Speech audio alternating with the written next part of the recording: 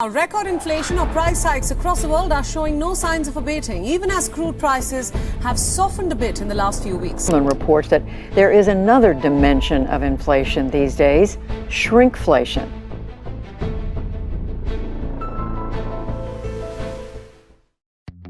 Hello everybody. देश में बढ़ती महंगाई से हर आम आदमी की जेब पर भार बढ़ता ही जा रहा है। जहां 8 साल पहले कोई ग्राहक 100 रुपए में बाजार से थैला भर के सामान खरीद लाता था, आज वही 500 रुपए का सामान भी एक छोटे से थैले में समा जाता है। जहां पहले आप 100 से 150 रुपए में किसी रेस्टोरेंट में पेट भर के खाना खा सकते थे, वहीं अब इतने में बस एक नॉर्मल स्नैक्स की डिश आ पाती है। और इस सब के पीछे का कारण है इन्फ्लेशन। तो आइए आज की इस वीडियो में समझते हैं कि इन्फ्लेशन का कारण क्या है, कैसे ये एक आम आदमी की जिंदगी को इफेक्ट करता है। जानेंगे एक ऐसे इन्फ्लेशन के बारे में जो पता नहीं चलता पर हमारी जेब पर चुपचाप असर डालता है। और एंड में आपके साथ शेयर करेंगे कुछ डेटा जो बताएगा कि भारत की क्या स्थिति है इन्फ्लेशन के मामले में दूसरे देशों के कंपैरिजन में। तो शुरुआत करते हैं इन्फ्लेशन के कारणों से। इन्फ्लेशन वो कंडीशन होती है जब देश में चीजों की कीमत बढ़ने लगती है और हमारी करेंसी की परचेजिंग पावर कम हो जाती है। वैसे तो इन्फ्लेशन के बहुत सारे कारण होते हैं, पर अगर हम साल 2022 की बात करें तो जहां सभी देश कोविड पेंडेमिक से उभरने की कोशिश कर रहे थे, वहीं फरवरी में शुरू हुए रशिया और यूक्रेन वॉर ने पूरी ग्लोबल सप्लाई चेन को डिस्टर्ब कर दिया है, जिसकी वजह से बहुत सारी चीजों के प्राइसेस में बढ़ोतरी हुई है, जिनमें से एक सबसे मेन आइटम है क्रूड ऑयल। और जहां फरवरी में क्रूड पेट्रोलियम इन्फ्लेशन 55.17% पर था, वहीं मार्च में बढ़कर 83.56% हो गया। आपको बता दें कि इंडिया अपने 85% ऑयल की नीड्स के लिए इंपोर्ट पर डिपेंड करता है, और यही रीजन है कि इंडिया में ऑयल के रिटेल रेट्स ग्लोबल मूवमेंट के अकॉर्डिंग फ्लक्चुएट होते हैं। रशिया यूक्रेन वॉर की वजह से एक स्पिल ओवर इफेक्ट देखने को मिला है। स्पिल ओवर इफेक्ट उसे कहा जाता है जब एक देश में हुए किसी एक इवेंट की वजह से दूसरे देश की इकोनॉमी में प्रभाव पड़ता है, और ऐसा मोस्टली उनके साथ होता है जो देश एक दूसरे पर डिपेंड होते हैं। जहां एक तरफ भारत अपने ऑयल इंपोर्ट्स के लिए डिपेंडेंट है, वहीं यूएन के फूड एंड एग्रीकल्चर ऑर्गेनाइजेशन की माने तो एटलीस्ट 50 ऐसे देश हैं जो अप्रोक्सीमेटली 30% ऑफ व्हीट के लिए रशिया और यूक्रेन पर डिपेंडेंट हैं। अब अगर इंपोर्ट्स महंगे होंगे तो जाहिर है कि डोमेस्टिक रेट्स भी बढ़ेंगे, और यहीं से शुरू होता है हमारा दूसरा पॉइंट कि इन्फ्लेशन आम आदमी की जेब पर असर कैसे डालता है।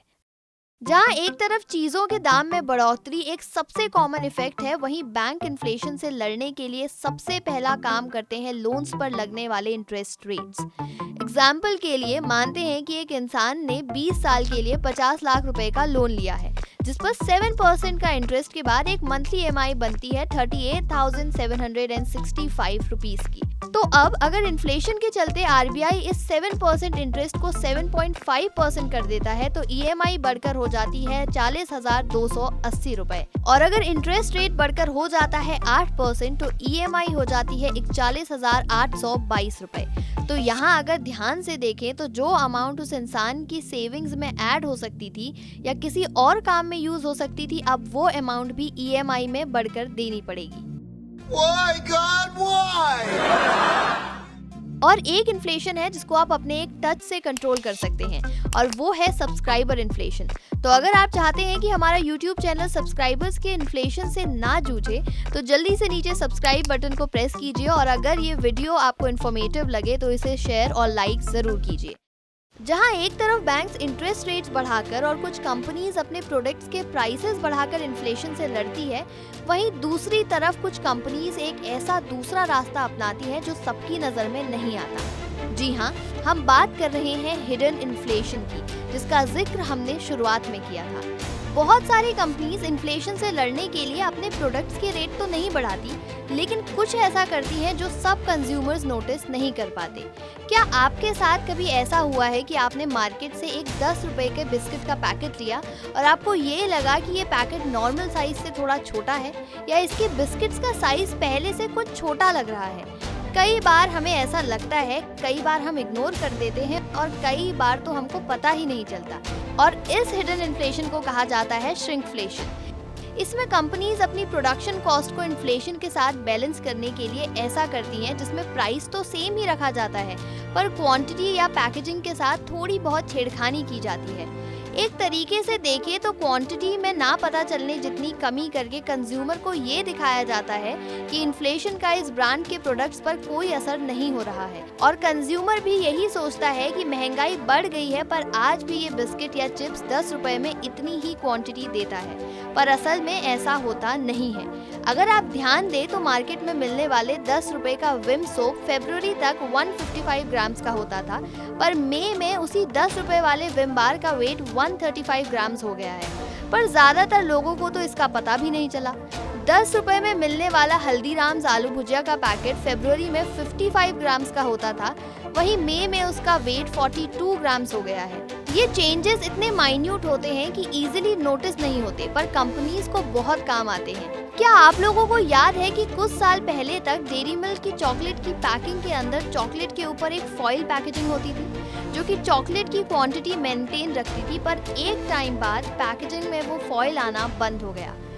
श्रिंकफ्लेशन तब होता है जब किसी प्रोडक्ट को बनाने वाला मटेरियल या इंग्रेडिएंट महंगा हो जाता है और मार्केट में कंपटीशन बढ़ जाता है, तो कंपनीज उस प्रोडक्ट पर रेट बढ़ाने के बजाय आपको सेम रेट पर थोड़ा कम सामान बेचना शुरू कर देती हैं ताकि प्रॉफिट मार्जिन्स बने रहे। हालांकि इसके लिए कुछ गाइडलाइंस होनी चाहिए कि जब भी कोई प्रोडक्ट की वेट या पैकेजिंग में कमी करी जाए तो कंज्यूमर को इन्फॉर्म किया जाए ताकि कंपनीज कंज्यूमर्स को अंधेरे में रखकर ऐसा ना कर पाए। आइए अब ये जानते हैं कि डेटा के हिसाब से इंडिया में और दुनिया में इन्फ्लेशन का रिपोर्ट कार्ड क्या कहता है। अगर इंडिया की बात करें तो यहाँ रिटेल प्राइस इन्फ्लेशन जुलाई में 6.71% से बढ़कर अगस्त में 7% तक आ गया है और कंज्यूमर प्राइस इंडेक्स इन्फ्लेशन दिसंबर 2021 में 5.66% से बढ़ के 6% से ऊपर जा चुका है। ये नंबर्स काफी हाई लगते हैं, लेकिन अगर दूसरे कंट्रीज का इन्फ्लेशन रेट देखें तो ये नंबर्स काफी छोटे हैं।